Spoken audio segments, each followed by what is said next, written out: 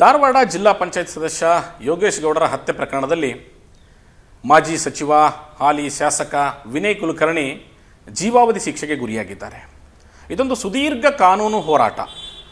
10 ವರ್ಷಗಳ ಹಿಂದೆ ನಡೆದಂಥ ಈ ಒಂದು ಕೊಲೆ ಪ್ರಕರಣದಲ್ಲಿ ತಪ್ಪಿತಸ್ಥರಿಗೆ ಕೋರ್ಟ್ ಶಿಕ್ಷೆಯನ್ನು ವಿಧಿಸಿದೆ. ಈ ಸುದೀರ್ಘ ಕಾನೂನು ಹೋರಾಟದಲ್ಲಿ ಯೋಗೇಶ್ ಗೌಡರ ಹಿರಿಯಣ್ಣ ಗುರುನಾಥ ಗೌಡರು ಸಾಕಷ್ಟು ನೊಂದು ಬೆಂದು ಪೆಟ್ಟು ತಿಂದಿದ್ದಾರೆ. ಕಾನೂನು ಹೋರಾಟ ಯಾವ ರೀತಿ ನಡೀತು, ಯೋಗೇಶ್ ಗೌಡನ ಕುಟುಂಬಕ್ಕೂ ವಿನಯ್ ಕುಲಕರ್ಣಿಗೂ ಯಾವ ಹಿನ್ನೆಲೆಯಲ್ಲಿ ದ್ವೇಷ ಹುಟ್ಕೊಳ್ತು, ಎಲ್ಲಿಂದ ಆರಂಭವಾಯಿತು ಈ ವೈಷಮ್ಯ, ಯೋಗೇಶ್ ಗೌಡರ ರಾಜಕೀಯ ಬೆಳವಣಿಗೆಯನ್ನು ಸಹಿಸದ ವಿನಯ್ ಕುಲಕರ್ಣಿ ಹತ್ಯೆಗೆ ಪ್ಲಾನ್ ರೂಪಿಸಿದ್ದೇಕೆ, ಎಲ್ಲ ವಿಚಾರಗಳ ಕುರಿತಂತೆ ಮಾತನಾಡಲಿಕ್ಕೆ ಇವತ್ತು ನಮ್ಮ ಜೊತೆಗೆ ಗುರುನಾಥ್ ಗೌಡ್ರಿದ್ದಾರೆ. ಗುರುನಾಥ್ ಗೌಡ್ರೆ, ಕಾರ್ಯಕ್ರಮಕ್ಕೆ ಸ್ವಾಗತ. ನಮಸ್ಕಾರ. ಗೌಡ್ರೆ, ನಿಮಗೆ ನೇರವಾದಂಥ ಪ್ರಶ್ನೆ, ವಿನಯ್ ಕುಲಕರ್ಣಿ ಮತ್ತು ನಿಮ್ಮ ಕುಟುಂಬದ ಮಧ್ಯೆ ಯಾವ ಕಾರಣಕ್ಕಾಗಿ ವೈಷಮ್ಯ ಉಟ್ಕೊಳ್ತು? ಸೀಮಾ ಮಸೂತಿ ಅವರು ಇಲೆಕ್ಷನ್ ಮಾಡೋ ಟೈಮ್ದಾಗ ನಾನು JDSನಿಂದ ನಾಮಿನೇಷನ್ ಮಾಡಿದ್ದೆ. ಅವಾಗ JDSನಿಂದ ನಾಮಿನೇಷನ್ ಮಾಡಿದಾಗ ಅವತ್ತು ನಾವು ದೇವೇಗೌಡರ ಕಡೆ ಹೋದಾಗ ನಾವೇನು ಹೇಳಿದ್ವಿ, ಅಮೃತ್ ದೇಸಾಯಿಯವರಿಗೆ ಕೊಡಬೇಡ್ರಿ, ಇವತ್ತದಾಗ ಬೇಕಾದವ್ರಿಗೆ ಕೊಡ್ರಿ ಅಂತೇಳಿ ನಾನು ದೇವೇಗೌಡರ ಜೊತೆ ಮಾತಾಡಿದಾಗ, ಯಾಕೆ ಅವ್ರ ಜೊತೆ ಯಾಕೆ ಕೊಡೋದು ಅಂತೇಳಿದರು. ಇಲ್ಲರಿ, ನಾವು ಅವ್ರು ಜಿಲ್ಲಾಧ್ಯಕ್ಷರು ಅವರ, ಇವತ್ತು ಜಿಲ್ಲಾ ಪಂಚಾಯತಿ ಸದಸ್ಯರು ಅವರ, ಮತ್ತು ಹಿಂದೆ ಮಾಜಿ ಶಾಸಕರು ಅವ್ರ ಮನೆ ಬಿಟ್ಟು ಇದೊಂದು ಸಲ ಬೇರೆ ಕೊಡ್ರಿ ಅಂತೇಳಿ ನಾನು ದೇವೇಗೌಡರಿಗೆ ಕೇಳಿದಾಗ, ಅವಾಗ ಅವ್ರು ಅಮೃತ್ ದೇಸಾಯಿ ಅವ್ರಿಗೆ ಕೊಟ್ಟಾಗ ನಾವು ಅಲ್ಲಿಂದ ಸಾಮೂಹಿಕ ರಾಜೀನಾಮೆ ಕೊಟ್ಟು ನಾವು ಗುರುರಾಜ್ ಹುಣಸಿಮರದವ್ರ ಮುಖಾಂತರ ಎಲ್ಲರೂ ರಾಜೀನಾಮೆ ಕೊಟ್ಟು ನಾವು JDS ತೊರೆದಿವಿ. ನಂತರ BJPಗೆ ನಮ್ಮನ್ನ ಅವಾಗ ಜಗದೀಶ್ ಶೆಟ್ಟರ್ ನಮ್ಮನ್ನು ಕರೆಸಿದ್ರಿ. ಜಗದೀಶ್ ಶೆಟ್ಟರ್ ಕರೆಸಿದಾಗ, ಇಲ್ಲಪ್ಪ ನೀನು ಮತ್ತು ಸೀಮಾ ಮಸೂತಿ ಅವ್ರಿಗೆ ಸಪೋರ್ಟ್ ಮಾಡು, ಮುಂದೆ ನಿನಗೆ ಯಾವುದರ ಇದು ಬಂದಾಗ ನಾವು ಕೊಡ್ತೇವೆ ಅಂತ ನಮಗೆ ಜಗದೀಶ್ ಶೆಟ್ಟರ್. ಅಂದರೆ 2008ರ ವಿಧಾನಸಭಾ ಚುನಾವಣೆ ಸ್ಟೋರಿ. ಹ್ಞೂ ರೀ. ಅವಾಗ ನಾವೇನು ನೋಡಿದ್ದೀವಿ, ಸೀಮಾ ಮಸೂತಿ ಅವರಿಗೆ ಗುರುರಾಜ್ ಹುಣಸಿಮರದವರು ಮತ್ತು ಹೊಳೆ ಹಡಗಲಿ ಅವರು ಎಲ್ಲರೂ ಕೂಡಿ ಸೀಮಾ ಮಸೂತಿ ಅವರು ಸಪೋರ್ಟ್ ಮಾಡಿದಾಗ 700 ಚಿಲ್ಲರ್ ಓಟ್ ಸೀಮಾ ಮಸೂತಿ ಅವ್ರು ಲೀಡ್ ಬಂದರು ನಮ್ಮ ಗೋವನ್ ಕೊಪ್ಪದಿಂದನೇ ರೀ. ಅವಾಗ ವಿನಯ್ ಕುಲಕರ್ಣಿ ಅವ್ರಿಗೆ ಚುನಾವಣೆಯಲ್ಲಿ ವಿನಯ್ ಕುಲಕರ್ಣಿ ಸೋತ್ರಿ. ಆವಾಗ ಸೀಮಾ ಮಸೂತಿ ಅವರು ಬಿಜೆಪಿಯ ಸೀಮಾ ಮಸೂತಿ 2008ರ ವಿಧಾನಸಭಾ ಚುನಾವಣೆಯಲ್ಲಿ ವಿನಯ್ ಕುಲಕರ್ಣಿ ಅವ್ರನ್ನ, ಅಂದ್ರೆ 2ನೇ ಬಾರಿಗೆ ಶಾಸಕ ಸ್ಥಾನಕ್ಕೆ ಸ್ಪರ್ಧಿಸಿದಂತ ವಿನಯ್ ಕುಲಕರ್ಣಿಯನ್ನ ಸೋಲಿಸ್ತಾರೆ. ಅಂದ್ರೆ ಅಲ್ಲಿಂದ ಸ್ಟಾರ್ಟ್ ಆಯ್ತು. ಮುಂದೆ ನಂತರ ಏನಾಗ್ಬಿಡ್ತು, ಗ್ರಾಮ ಪಂಚಾಯತಿ ಇದು ತಾಲೂಕಾ ಪಂಚಾಯತಿ ಮತ್ತು ಜಿಲ್ಲಾ ಪಂಚಾಯತಿ ಇಲೆಕ್ಷನ್ ಮುಂದೆ ಬಂದು ರೀ. ಅವಾಗ ಯೋಗೇಶ್ ಗೌಡ್ರು ಏನು ಮಾಡಿದರು, ಪಕ್ಷೇತರ ಮಾಡಿದರು. ನಾನು ಮಾಡಬೇಡ ಅಂದೆ ಅವ್ರಿಗೆ, ಬೇಡ, ನಾನು ಮಾತು ಕೊಟ್ಟೇನೆ ಒಬ್ಬರಿಗೆ, ನೀನು ಪಕ್ಷೇತರ ಮಾಡಿದ್ರೆ ಚಲೋ ಆಗೋದಿಲ್ಲ, ಇಲ್ಲ BJP ಟಿಕೆಟ್ ನಾನು ಯಾರಿಗೂ ಬಸವರಾಜ್ ಮಾಯ್ಕಾರ್ ಅವ್ರಿಗೆ ನಾನು ಹೇಳೀನಿ, ಅವರು ಟಿಕೆಟ್ ಮಾಡಲಿ, ಮುಂದೆ ಬಂದಾಗ ನೋಡೋಣ ಮತ್ತು ಬೇರೆ ಮಾಡೋಣ ಅಂತ ನಾನು ತಮ್ಮಗೆ ಹೇಳಿದೆ. ಇಲ್ಲ, ನಾನು ಪಕ್ಷೇತರ ಆದರೂ ಮಾಡೋಣ, ಇದ್ರ ನೀನು ಭಾಗವಹಿಸ್ಬೇಡ ಅಂತೇಳಿ ನಮ್ಮ ತಮ್ಮ ನನಗೆ ಸ್ವಲ್ಪ ಜೋರು ಮಾತಾಡಿದರು.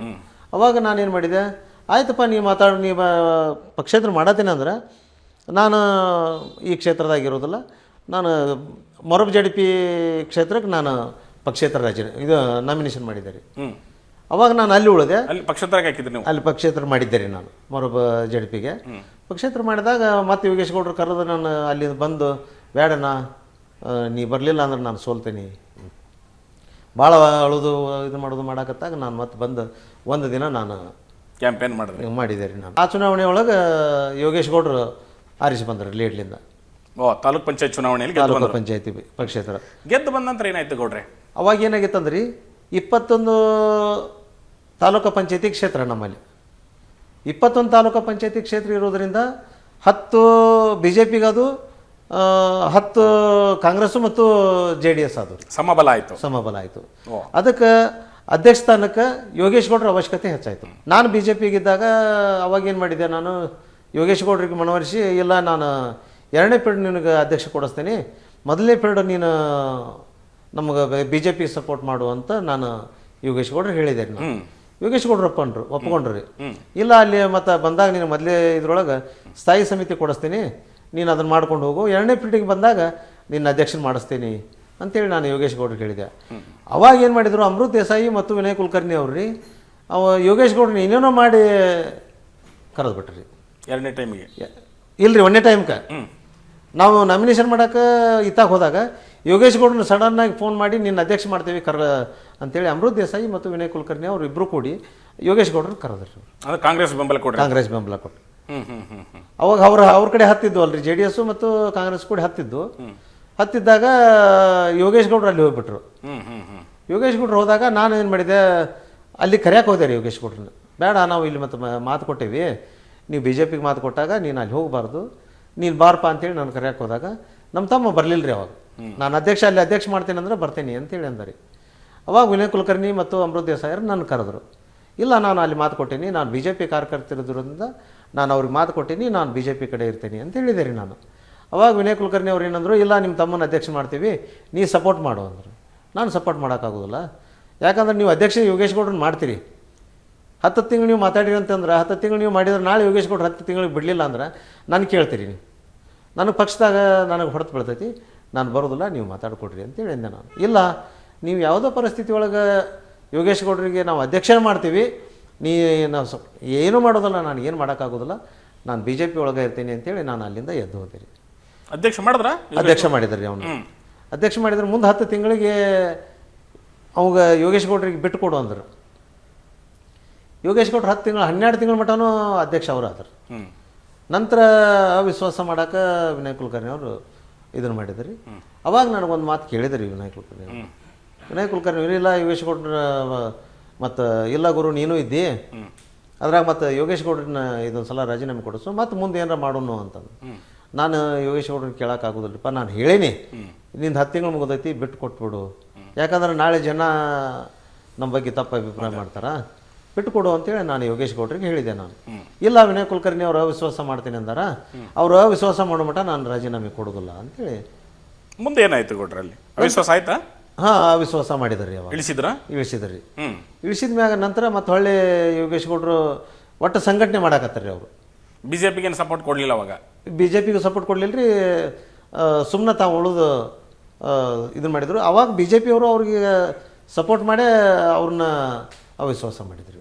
ಅಲ್ಲಿಂದ ಈ ಒಂದು ವೈಷಮ್ಯ ಉಟ್ಕೊಳ್ಳೋಕೆ ಸ್ಟಾರ್ಟ್ ಆಗುತ್ತೆ. ಮೊದಲನೇ ಬಾರಿಗೆ 2008ರಲ್ಲಿ ವಿಧಾನಸಭಾ ಚುನಾವಣೆಯಲ್ಲಿ ಗುರುನಾಥ್ ಗೌಡ್ರು ವಿನಯ್ ಕುಲಕರ್ಣಿ ಸೋಲಿಗೆ ಕಾರಣರಾದರು, ಅವರ ಪಂಚಾಯತಿ ವ್ಯಾಪ್ತಿಯಲ್ಲಿ ಒಂದಷ್ಟು BJPಗೆ ಲೀಡ್ ಕೊಡಿಸಿದ್ರು ಅನ್ನುವಂಥ ಸಿಟ್ಟು ವಿನಯ್ ಕುಲಕರ್ಣಿಗಿತ್ತು. ಅದಾದ ನಂತರ ತಾಲೂಕ್ ಪಂಚಾಯತ್ ಚುನಾವಣೆಯಲ್ಲಿ ಯೋಗೇಶ್ ಗೌಡ್ರ ವಿರುದ್ಧ ಅವಿಶ್ವಾಸ ಮಂಡನೆ ಮಾಡಿದಾಗ ಅಲ್ಲೊಂದಷ್ಟು ದೇಶ ಉಟ್ಕೊಳ್ಳುತ್ತೆ. ಅದಾದ ನಂತರ ಜಿಲ್ಲಾ ಪಂಚಾಯತಿ ಚುನಾವಣೆ, ಆಗಲೇ ಹೇಳ್ತಾ ಇದ್ದೆ, ಜಿಲ್ಲಾ ಪಂಚಾಯತ್ ಚುನಾವಣೆ ಘೋಷಣೆಯಾದಾಗ ಅದಕ್ಕಿಂತ ಮೊದಲು ಒಂದು MLA ಎಲೆಕ್ಷನ್ ಬಂತ್ರಿ. ಅದೇ MLA ಎಲೆಕ್ಷನ್ ಬಂದಾಗ ಯೋಗೇಶ್ ಗೌಡ್ರು BSR ಕಾಂಗ್ರೆಸ್ನಿಂದ ನಾಮಿನೇಷನ್ ಮಾಡಿದ್ರು. ಓಕೆ, ಅದೇ 2013ರ ಚುನಾವಣೆ. ಅದು 13ರ ಚುನಾವಣೆ. ಅವ್ರೇನು ಸಚಿವರಾದ್ರಲ್ಲ, ಸಚಿವರಾದ ಟೈಮ್ದಾಗ ಯೋಗೇಶ್ ಗೌಡ್ರು BSR ಕಾಂಗ್ರೆಸ್ ಮಾಡಿದ್ರಿ. ಅದೇ ಇದು 2013ರ ಚುನಾವಣೆ. ಅಂದರೆ ಆ ಒಂದು ವೈಮನಸ್ಸು ಮನಸ್ತಾಪಗಳು ಇಬ್ಬರು ನಾಯಕರುಗಳ ಮಧ್ಯೆ ಇತ್ತು. 2013ರ ವಿಧಾನಸಭಾ ಚುನಾವಣೆಯಲ್ಲಿ ಪುನಃ ವಿನಯ್ ಕುಲಕರ್ಣಿ ಧಾರವಾಡ ಗ್ರಾಮಾಂತರ ಕ್ಷೇತ್ರದಿಂದ ಗೆದ್ದು ಶಾಸಕರಾಗ್ತಾರೆ. ಅದೇ 2013ರಿಂದ 2018ರ ಅವಧಿಯಲ್ಲಿ ಸಿದ್ದರಾಮಯ್ಯ ಸರ್ಕಾರದಲ್ಲಿ ಅವರು ಸಚಿವರು ಕೂಡ ಆಗ್ತಾರೆ. ಆ ಒಂದು ಟರ್ಮ್ನಲ್ಲಿ ಜಿಲ್ಲಾ ಪಂಚಾಯತಿ ಚುನಾವಣೆ ಬರುತ್ತೆ. ಒಂದು ವಿಚಾರ ಆಗಲೇ ಹೇಳ್ತಾ ಇದ್ರು ಗುರುನಾಥ್ ಗೌಡ್ರು, 2013ರ ವಿಧಾನಸಭಾ ಚುನಾವಣೆಯಲ್ಲಿ ವಿನಯ್ ಕುಲಕರ್ಣಿ ಕಾಂಗ್ರೆಸ್ನಿಂದ ಅಭ್ಯರ್ಥಿಯಾಗಿ ನಿಲ್ತಾರೆ. ಯೋಗೇಶ್ ಗೌಡ್ರು ಯಾವ ಪಾರ್ಟಿಯಿಂದ ನಿಂತಿದ್ರು? BSR ಕಾಂಗ್ರೆಸ್. ಎಲ್ಲಿ? ಅದ ಇದಕ್ಕೆ ಮಾಡಿದ್ರಿ, ಧಾರವಾಡ. ವಿನಯ್ ಕುಲಕರ್ಣಿ ವಿರುದ್ಧ ಯೋಗೇಶ್ ಗೌಡ್ರು ಸ್ಪರ್ಧಿಸ್ತಾರೆ. ಏನಾಯ್ತು ಆ ಚುನಾವಣೆ ಸಂದರ್ಭದಲ್ಲಿ? ಆ ಚುನಾವಣೆ ಸಂದರ್ಭದೊಳಗೆ ನಾನು ಬೇಡ, ಈಗ ಬೇಡ, ಮುಂದೆ ಜಿಲ್ಲಾ ಪಂಚಾಯತಿ ಬರ್ತಾವು, ಮುಂದೆ ಜಿಲ್ಲಾ ಪಂಚಾಯತಿ ಮಾಡುವಂತೆ ಇದನ್ನು ಬೇಡ, ನೀನು ಹಿಂದೆ ತಕೊಂಡ್ಬಿಡು ಅಂತೇಳಿ ನಾನು ಹೇಳಿದೆ ರೀ. ಅವಾಗ ಯೋಗೇಶ್ ಗೌಡ್ರು ತವನಪ್ಪ ಅಷ್ಟಿಗೆ ಅವ್ರಿಗೆ ಸಪೋರ್ಟ್ ಮಾಡಿದ್ರಿ. ಆ ಚುನಾವಣೆಯಲ್ಲಿ ಏನಾಯ್ತು? ಸಿಟ್ಟು ಬಂತ ಮತ್ತೆ? ಹಾಂ, ಅವಾಗಿಂದನೂ ಸ್ವಲ್ಪ ಅವ್ರಿಗೆ ಸ್ವಲ್ಪ ಯೋಗೇಶ್ ಗೌಡ್ರಿಗೆ ಮತ್ತು ವಿನಯ್ ಕುಲಕರ್ಣಿ ಅವರಿಗೆ ಒಂದು ಸ್ವಲ್ಪ ವೈಮನಸ್ಸು ಚಲುವಾಯಿತು. ಮುಂದೆ ಇದ್ರೊಳಗನ ಸಚಿವ ಸ್ಥಾನ ಸಿಕ್ತು ವಿನಯ್ ಕುಲಕರ್ಣಿ ಅವ್ರಿಗೆ ಶಕ್ತಿ. ಅವಾಗೂ ನಾನು ಯೋಗೇಶ್ ಗೌಡ್ರಿಗೆ ಜಿಲ್ಲಾ ಪಂಚಾಯತಿ ಒಳಗೆ ಬ್ಯಾಡ ಅಂದೆ ನಾನು. ಯಾಕಂದ್ರೆ ನೀನು ಜಿಲ್ಲಾ ಪಂಚಾಯತಿ ಮಾಡೋದ್ರಿಂದ ನೀನು ಇವತ್ತು ಆರಿಸಿ ಬಂದಿ ಅಂತಂದ್ರೆ ವಿನಯ್ ಕುಲಕರ್ಣಿ ಅವರಿಗೆ ನಿಮ್ಗೆ ಭಾಳ ಇದು ಬೀಳ್ತೈತಿ, ಹ್ಯಾವ ಬೀಳ್ತೈತಿ, ಅದನ್ನು ಮಾಡಬೇಡ, ಇದೊಂದು ಸಲ ಬಿಟ್ಬಿಡು ಅಂತ ನಾನು ನಮ್ಮ ಯೋಗೇಶ್ ಗೌಡ್ರಿಗೆ ಕೇಳ್ಕೊಂಡೆ ರೀ ನಾನು. ಅವಾಗ ಯೋಗೇಶ್ ಗೌಡ್ರು ಒಪ್ಪಲಿಲ್ಲ ರೀ. ಚುನಾವಣೆ ಸಂದರ್ಭದಾಗ ಬಿಫಾರ್ಮ್ ಕೊಟ್ಟ ಮೇಲೆ ಮಲ್ಲಮ್ಮ ಮತ್ತು ಯೋಗೇಶ್ ಗೌಡ್ರು ನನ್ನ ತೋಟದ ಮನೆಗೆ ಬಂದ್ರಿ. ಅವಾಗ ನಾನು ಒಪ್ಪಲಿಲ್ಲ ರೀ, ಬೇಡ ಅಂತೇಳಿ, ಬೇಡ ನಾನು ನಾಮಿನೇಷನ್ಗೆ ಬರೋದಿಲ್ಲ, ನೀನು ಪ್ರಚಾರಕ್ಕೂ ಬರೋದಿಲ್ಲ, ನೀನು ಎಲೆಕ್ಷನ್ ಮಾಡ್ಕೊ ಅಂತ ನಾನು ಯೋಗೇಶ್ ಗೌಡ್ರಿಗೆ ಹೇಳಿದೆ ನಾನು. ಅವಾಗ ನಮ್ಮೂರು ಹಿರಿಯರೆಲ್ಲರೂ ಬಂದ್ರಿ. ಬಂದು ಇಲ್ಲ ನೀವು ಪ್ರಚಾರಕ್ಕೆ ಬರಬೇಕಂತಂದು. ಇಲ್ಲ ನಾನು ಪ್ರಚಾರಕ್ಕೆ ಬರೋದಿಲ್ಲ, ಯೋಗೇಶ್ ಗೌಡ್ರು ಇವತ್ತು ಸೋತ್ರ ನಮ್ಮನೆ ಒಂದು ಶಾಂತಿ ಇರ್ತೈತಿ ಏನು ಅಂತದನ್ನು ನಾನು. ನಿಮ್ಗೆ ಮೊದಲೇ ಗೊತ್ತಿತ್ತು ಹಂಗಾದ್ರೆ ಯೋಗೇಶ್ ಗೌಡರು ಗೆದ್ದರೆ ವಿನಯ್ ಕುಲಕರ್ಣಿ ಜೊತೆ ಮತ್ತೆ ಸಂಘರ್ಷ ಆಗುತ್ತೆ, ಏನೋ ಒಂದು ಅನಾಹುತ ಆಗುತ್ತೆ ಆಕೈತಿ ಅಂತ ನನಗೆ ಗೊತ್ತಿತ್ತು ರೀ, ಗೊತ್ತಿತ್ತು. ಯಾಕಂದ್ರೆ ಯೋಗೇಶ್ ಗೌಡರು ಆರಿಸಿ ಬಂದ ಮ್ಯಾಗ ಪ್ರತಿಯೊಂದಕ್ಕೂ ಅವ್ರು ವಿನಯ್ ಕುಲಕರ್ಣಿ ಅವ್ರು ಏನು ಮಾಡ್ತಾರೆ ಅದಕ್ಕೆ ವಿರೋಧ ಮಾಡೋರ ರೀ ಅವಾಗಿನ ಟೈಮ್. ಯಾಕಂದ್ರೆ ಇವನು ನಾನು ಮುಂದೆ ಎಮ್ ಎಲ್ ಎ ಆಗ್ಬೇಕು ಅನ್ನುವಂಥ ಆಸೆ ಯೋಗೇಶ್ ಗೌಡ್ರಿಗೂ ಇತ್ತು. ಆ ಉದ್ದೇಶಕ್ಕೆ ಯೋಗೇಶ್ ಗೌಡ್ರು ಏನು ಮಾಡಿದರು, ಭಾಳ ಆತುರದಿಂದ ಸಂಘಟನೆ ಜಾಸ್ತಿ ಮಾಡಿದ್ರು, ಜೋರು ಮಾಡಿದರು. ಆ ಚುನಾವಣೆ ಸಂದರ್ಭದಲ್ಲಿ ಕೂಡ ಯೋಗೇಶ್ ಗೌಡ್ರು ಅರೆಸ್ಟ್ ಆಗ್ತಾರೆ. ಏನು ಕಾರಣಕ್ಕೆ ಅರೆಸ್ಟ್ ಮಾಡಿಸಿದ್ರು? ಅವತ್ತು ಏನಾಗಿತ್ತಂದ್ರೆ ರೀ, ಯೋಗೇಶ್ ಗೌಡರು ನಾನು ಹೋದಿವಿ. ಈಗ ಎಲ್ಲಿಂದ ಹೋದ್ವಿ, ಕೌಲಿಗೆರೆ ಮಠ ಯೋಗೇಶ್ ಗೌಡರು ನಾವು ಕೂಡ ಹೋದಿವಿ. ಅವರೊಂದು ಗಾಡಿ ಒಳಗೆ ಹೋದ್ರು, ನಾನು ಒಂದು ಗಾಡಿ ಇದ್ದೆ. ನಾನಾಗ ಯೋಗೇಶ್ ಗೌಡರು ಕೌಲಿಗೆರೆಯಾಗಿಂದ ಅವತ್ತು ಅಲ್ಲಿ CPI ಕೌಲಿಗೆರೆಗೆ ಬಂದ್ರಿ. ಕೌಲಿಗೆರೆಗೆ ಬಂದಾಗ ಇಲ್ಲೆಲ್ಲರೂ ನಿಂದಿರಬೇಡ್ರಿ, ನೀವು ಹೋಗ್ರಿ ಅಂತಂದರು.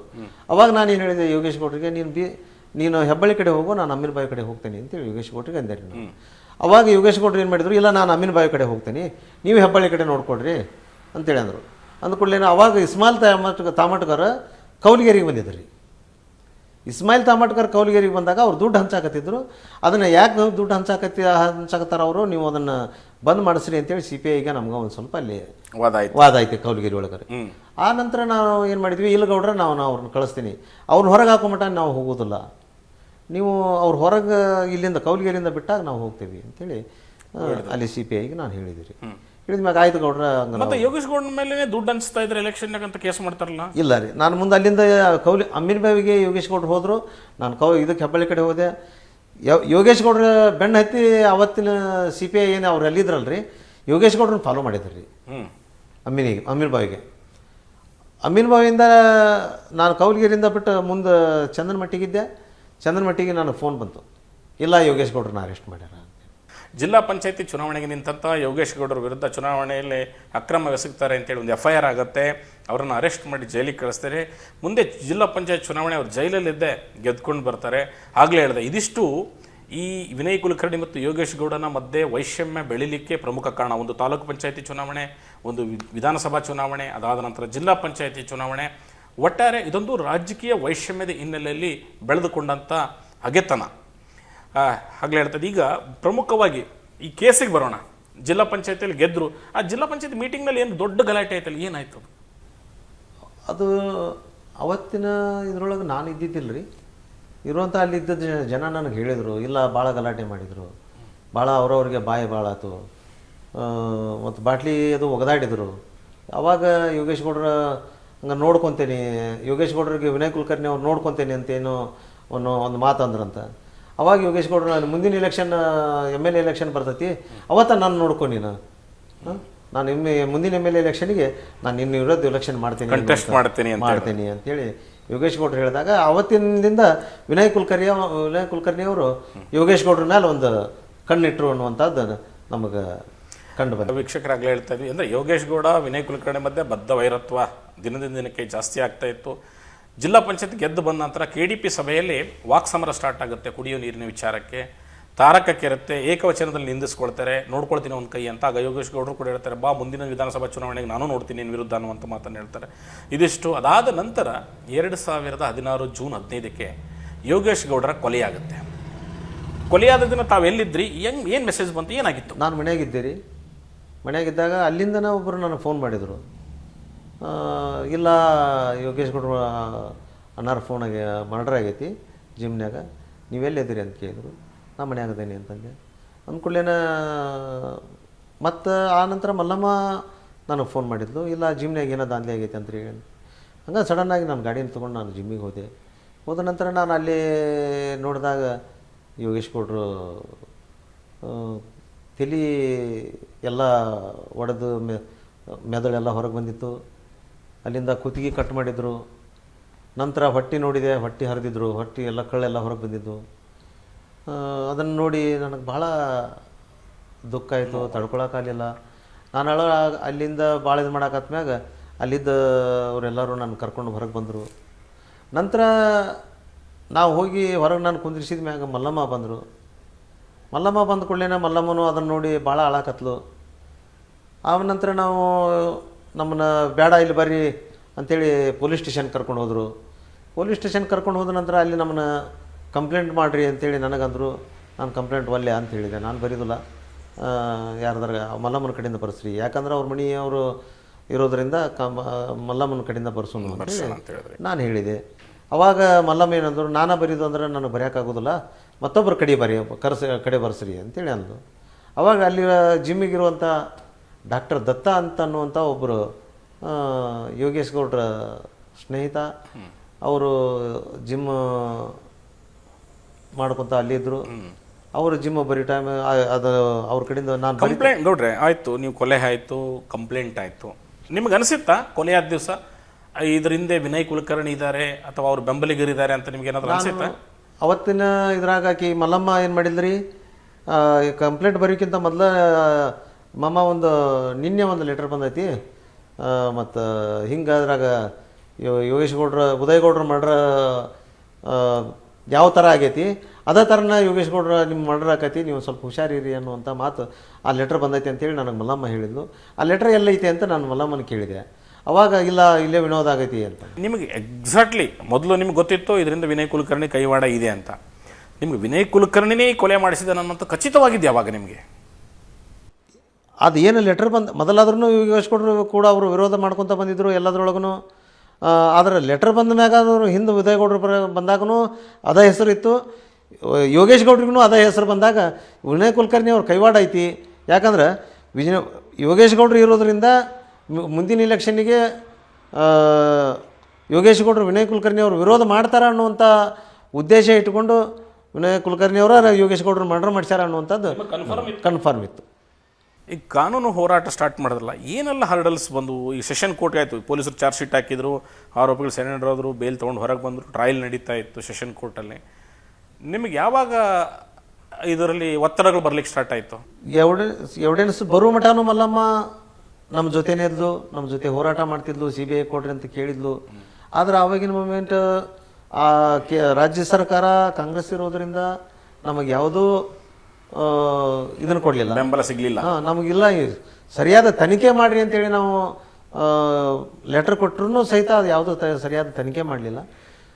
ನಂತರ ನಾವು ಮಲ್ಲಮ್ಮ ಯಾವಾಗ ಆಕೆ ಸಾಕ್ಷಿ ಬಂದ ದಿನ ಅಲ್ಲಿ ಇರ್ತಕ್ಕಂಥ ಪೊಲೀಸರು ಆಕಿನ ತಮ್ಮ ವ್ಯಾನಿನೊಳಗೆ ಮಲ್ಲಮ್ಮನ ಕರ್ಕೊಂಡೋಗಿ ಇದು ನನ್ನ ಗಂಡನ ಕೊಲೆ ಇವ್ರು ಮಾಡಿಲ್ಲ ಅನ್ನುವಂಥದ್ದು ಬಂದಾಗ ನಮಗೆ ಮಲ್ಲಮ್ಮನ ಮ್ಯಾಗ ಸಂಶಯ ಬಂತು.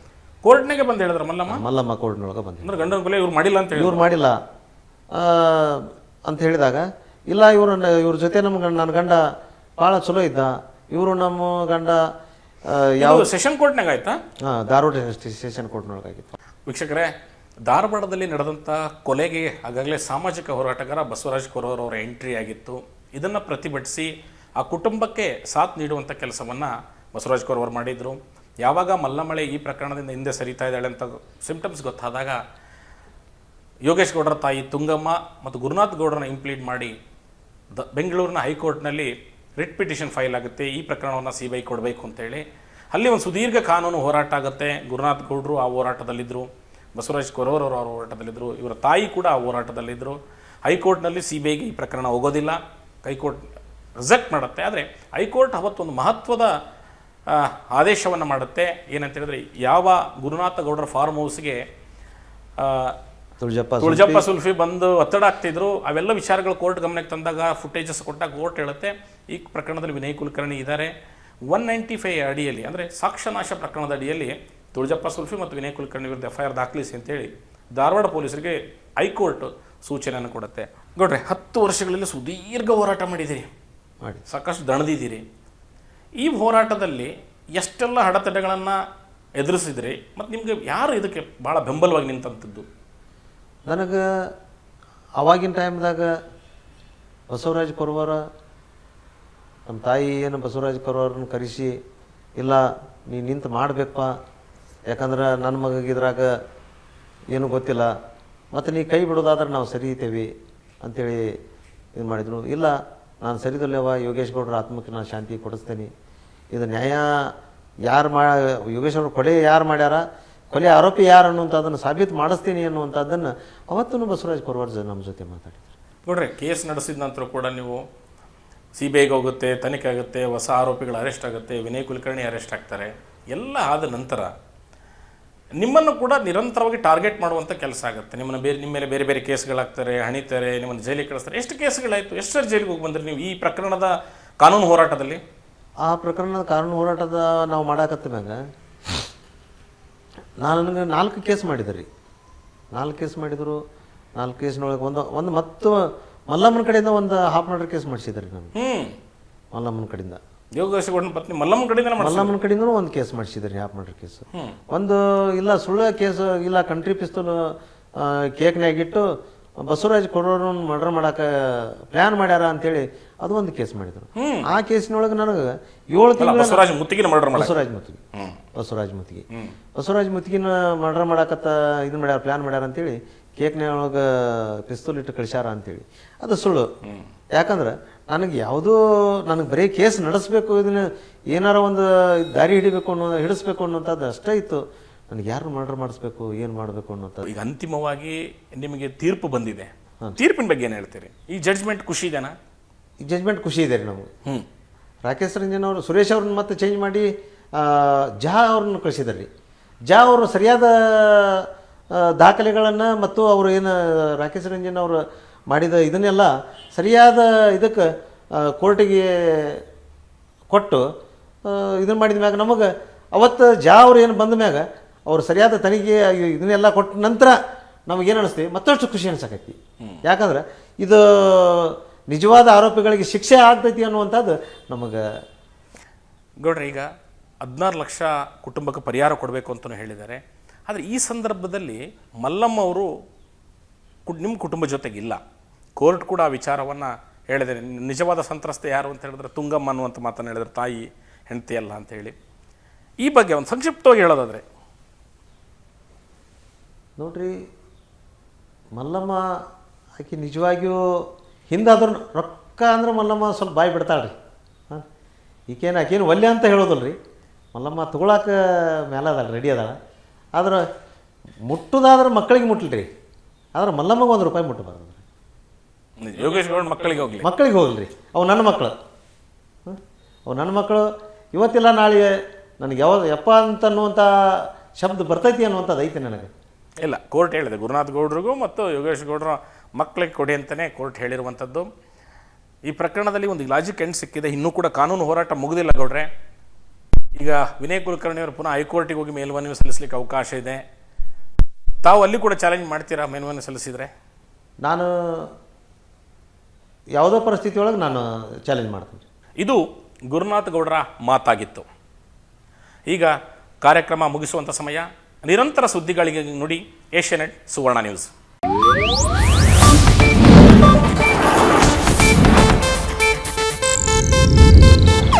ಇದು ಏಷ್ಯಾನೆಟ್ ನ್ಯೂಸ್ ನೆಟ್ವರ್ಕ್ ಪ್ರಸ್ತುತಿ.